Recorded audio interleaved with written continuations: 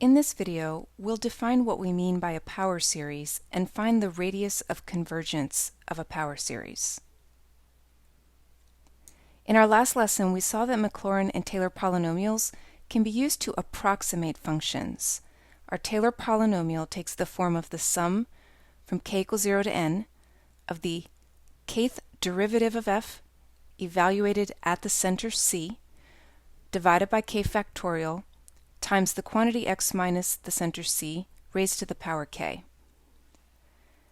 And we talked about the fact that the more terms we use in our polynomial, the more accurate the approximation, at least for values that are close to the center c. If we use an infinite number of terms, the polynomial can be thought of as an infinite series. So we're summing from n equals 0 to infinity. Some functions can be expressed exactly using an infinite series called a power series. So the form of our power series will be the sum from n equals 0 to infinity of sum a sub n times the quantity x minus c to the power n. When we expand this, we get polynomial form a sub 0 plus a sub 1 times x minus c plus a sub 2 times x minus c squared, and so on.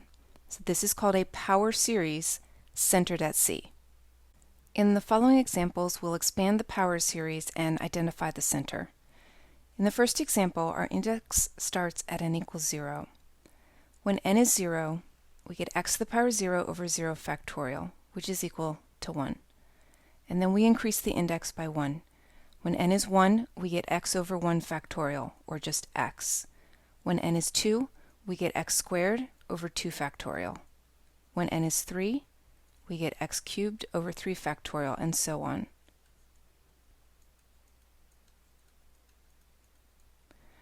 I can identify the center here. Whatever value is being subtracted from the x is my center. So in this case, 0 is being subtracted from the x. My center, c, equals 0. In example 2, we're also starting at an index of 0.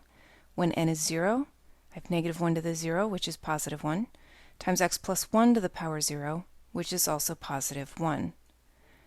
When n is 1, I get negative 1 times x plus 1 to the power 1. When n is 2, I get negative 1 squared times x plus 1 squared.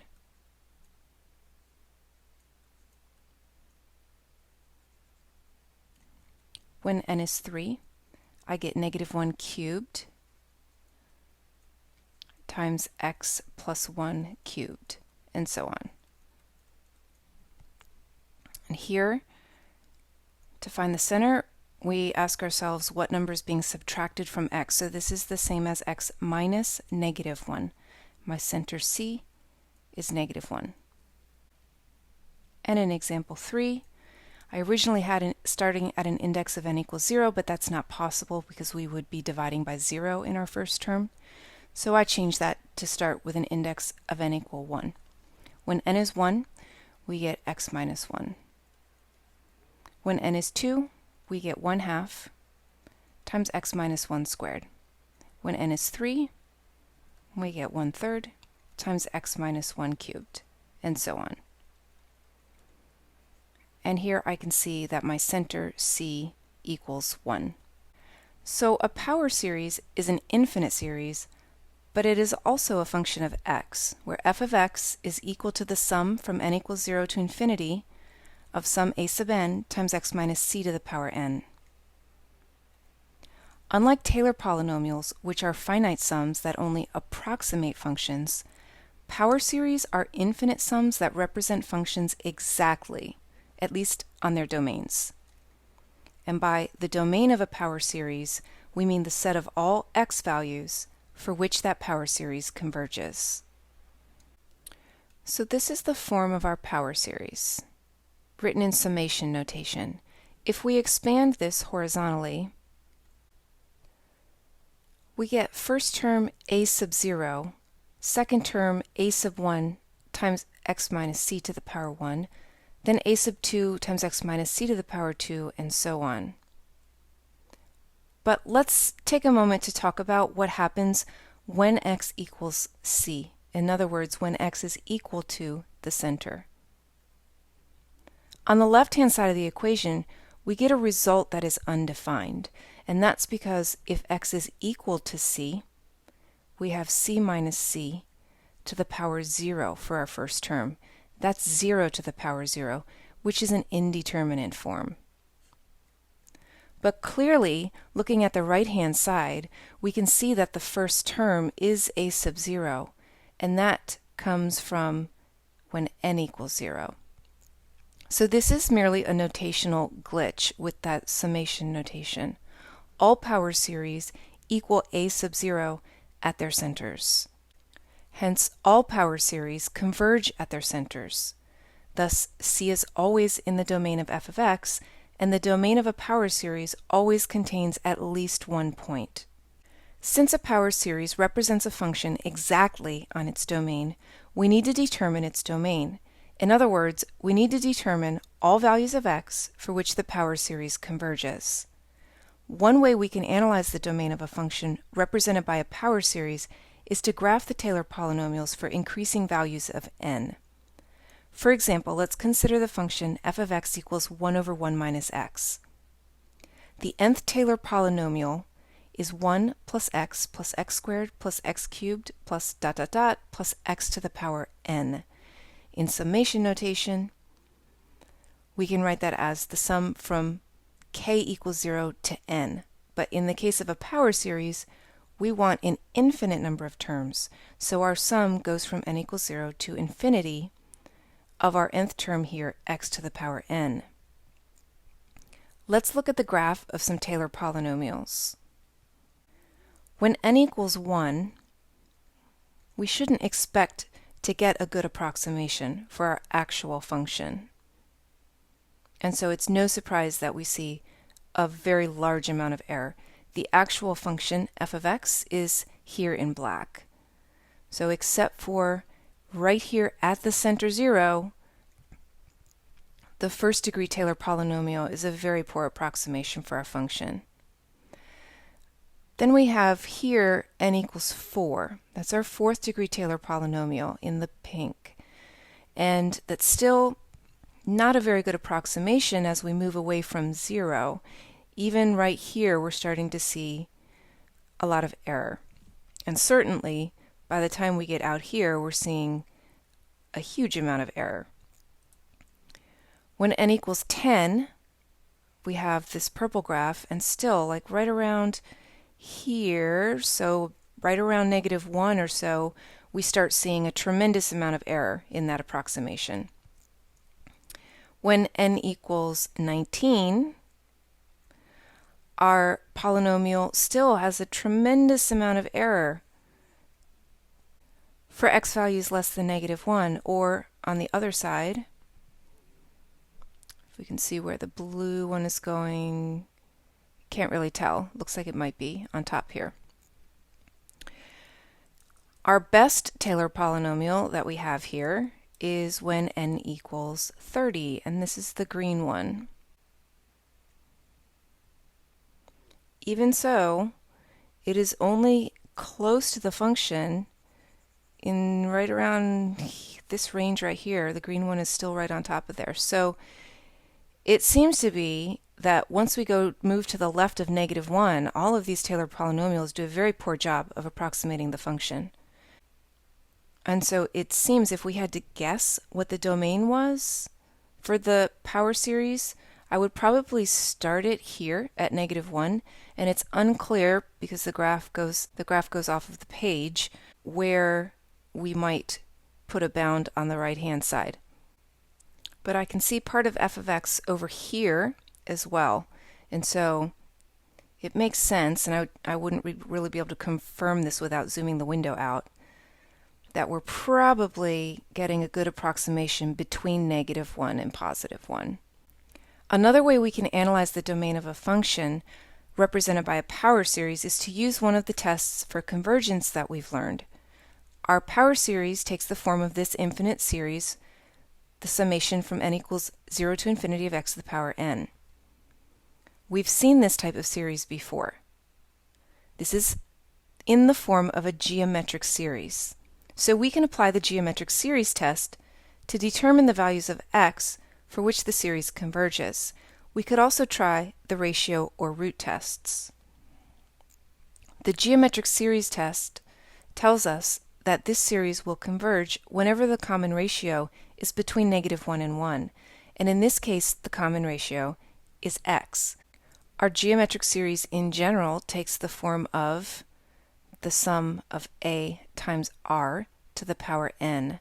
So here we have a equal to 1, r equal to x to the power n. So this will converge whenever the absolute value of x is less than 1, and that's whenever x is strictly between -1 and +1. The set of x values for which the series converges is called the interval of convergence. So in this case, the interval of convergence is from -1 to +1. And we were able to determine that using the geometric series test. Recall that all series converge at their centers. Furthermore, the center of the series is always in the middle of the interval of convergence. The distance from the center to either endpoint is called the radius of convergence. In our example, f of x was equal to the sum from n equals 0 to infinity of x to the power n. We saw that the series converged on the interval from -1 to 1, and the center, c equals 0, is in fact in the middle of that interval. For this example, the radius of convergence is 1, so we would say r equals 1. For a power series centered at x equals c, precisely one of the following is true. The series converges only at x equals c, only at its center, in which case the radius is 0. The interval of convergence would begin and end at a single point, so the radius would be 0. Or it might be that there exists some positive number r such that the series converges absolutely for the absolute value of x minus c less than r and diverges when the absolute value of x minus c is greater than r. Remember, we can interpret absolute value as distance. So we're saying converges when the distance between x and c is less than r, and diverges when the distance between x and c is greater than r. Or the only other possible scenario is that the series converges absolutely for all x values, in which case we say the radius is infinite. So in other words, the domain of a series can take only one of three basic forms: a single point, an interval centered at c, or all real numbers. The first case is the worst case. If the series converges only at a single point x, then that means our power series is only an exact representation of our function at that single point. So if we use that series to approximate our function at any other point besides the center, we're introducing error. Case 2 is the next best option. Here we have a radius of convergence, so on some interval, our power series will represent the function exactly. And as long as we're using x values within that interval of convergence, we're not going to introduce any error by using our power series. Case number 3 is the best case. In case number 3, the series converges absolutely for all x, meaning we can use that power series to represent our function exactly for any value of x. Let's look at some examples. In this first example, we have a power series f of x equal to the sum from n equals 0 to infinity of a sub n x to the n. So we do not have the specific formula for the nth term, but we're told that this power series converges when x is 3 and diverges when x is -5. For each of the x values listed below, we're asked to state whether the series converges, diverges, or if the convergence at that point cannot be determined. We can tell from the fact that we have x to the power n that our center is 0. And so our interval of convergence has to be centered right at 0. And we know that all power series converge at their centers, so this power series converges at 0. We're told that it converges at 3, so I will include that. So we know it converges at 0. We know it converges at 3.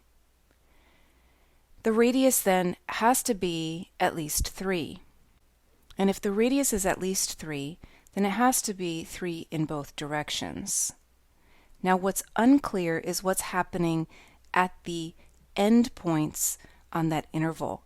Just because we say the radius is 3 doesn't mean that it converges at the end points, at 3 or at -3. We're specifically told in this problem that it converges for 3, so I can include that in my interval of convergence. But we don't know what's happening at -3. Again, just because the radius is 3, it doesn't mean it includes convergence at those endpoints. Now, if my radius is 3 and it converges at 3, then I know it has to converge everywhere in between 0 and 3. And so it must converge at 2. Well, what about -2? It's unclear what's happening at -3, but since the radius is 3, it has to converge everywhere between 0 and -3. Unclear what's happening at -3, but certainly at -2, it's convergent. Now we're also told that this power series diverges when x is -5. And that means that anything to the left of -5 must also diverge. So we can conclude that at x is -6, it's divergent. And going in the other direction, anything beyond +5 must also be divergent. So diverges when x is +6. We're told that it diverges at -5, but what if the radius is 5? That's a possibility. It's possible for the radius to be 5 and diverging right at that endpoint. So if the radius is 5, then we have the possibility of converging at the other endpoint. So it's unclear what's happening right at 5. We know our radius is at least 3, but no more than 5. So r is somewhere between 3 and 5. And that means it's unclear what's happening at 4. If our radius is 5, then it would converge at 4. If our radius is 3, it would diverge at 4. So unclear what's happening at 4, likewise unclear what's happening at -4, and unclear what's happening at -3. In this next example, we're asked to find the radius of convergence for f of x equals the sum from 0 to infinity of n factorial times x to the power n. We can see here that our center is 0. And we know that all power series converge at their center. So we know this power series converges at x equals 0. We can use the ratio test to find other values of x for which the series may converge. This is not a geometric series because we're multiplying by n factorial, so we can't use the geometric series in this case. Let's try the ratio test instead. We already know that the power series converges at 0, so we're testing for x not equal to 0 using the ratio test. The ratio test asks us to take the limit as n approaches infinity of the absolute value of the n plus first term, so I'm replacing n with n plus 1,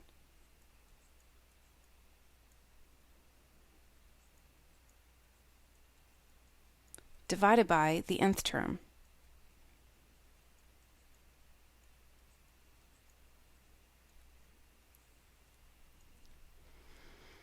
Ratio test tells us that if this limit is less than 1, our series converges. If the limit is greater than 1, the series diverges.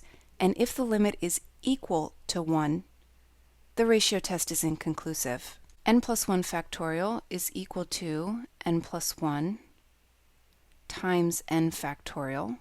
And then our n factorials cancel out. X to the power n plus 1 divided by x to the power n is just equal to x. And so this limit is equal to the absolute value of n plus 1 times x. The limit as n approaches infinity here is infinity, and infinity is greater than 1. Therefore, by the ratio test, this series diverges for all x, other than x equals 0 at its center. Okay, so our series diverges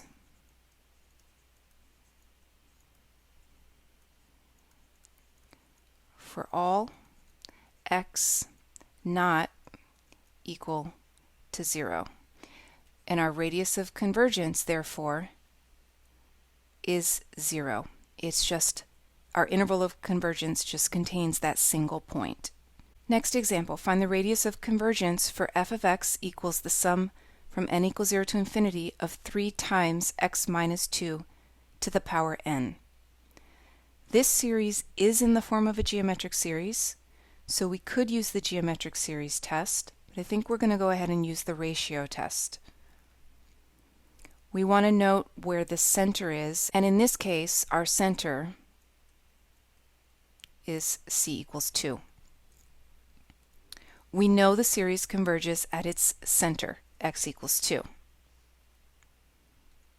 We can use the ratio test to find other values of x for which the series may converge. So the ratio test tells us to take the limit as n approaches infinity of the n plus first term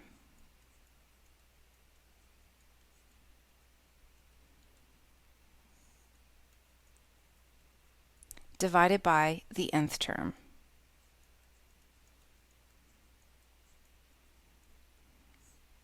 Simplifying this, our 3's cancel.